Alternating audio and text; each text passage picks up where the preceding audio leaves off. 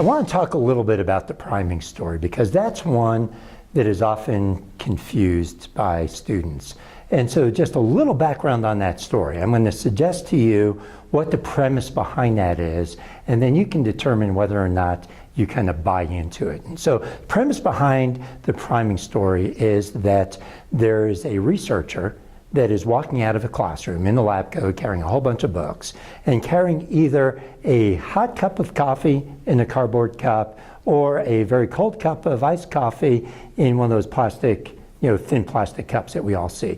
She bumps into an incoming student, drops her books, and has the student hold the cup while she is picking up her stuff. And so the person's maybe holding the either hot cup of coffee for 15 to 20 seconds or a cold cup of coffee for 15 and 20 seconds, and then it's done. And then later on, the story suggests that the person comes into the classroom and is given a psychological test. And in the psychological test, they are given a description of a person. And then, it's a very, very benign description where they're talking about Tom. Tom is 20 years old. Tom enjoys his job, right? No real adjectives involved in it, just a benign description. And then at the end of the story, they ask questions about this figure Tom, and who, by the way, is not the person in the lab coat, completely different person. But now they're being asked questions about this fictional description they've just read and how warm and friendly and kind that person is. Well, the idea is that if you had or were holding a cold cup of coffee, that 15 or 20 minutes later, in that description, you would rate that person as colder, more unfriendly than you would if you were holding the hot cup of coffee, right? So I just wanted to be really, really clear on what that story is about, and then I wanted to ask a question. And this is the question that we often ask students. We say, so how many of you just think that this is completely bogus? And the vast majority of students say, yeah, completely bogus.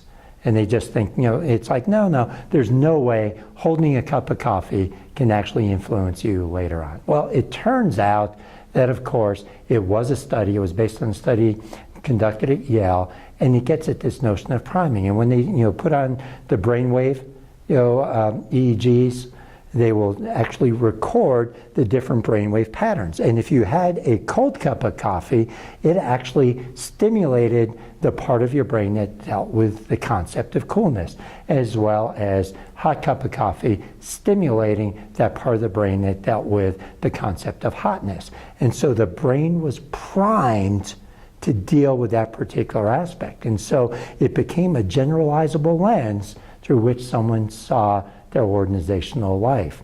And so if you are having a really, really crappy day, and that's the part of your brain that's activated, you may just see crappiness in everything, right? So the question ends up becoming, if you're an organizational leader, to what extent should you end up becoming the chief priming officer for the organization? Always having a smile on your face, always making sure that you're priming your employees in the way that you want to, rather than unconsciously. And when we ask CEOs how much do they prime people, they almost unanimously say, I cannot have a bad day in my organization, because if I'm having a bad day, that filters down throughout the entire organization. They're then primed for my bad day. Think about it.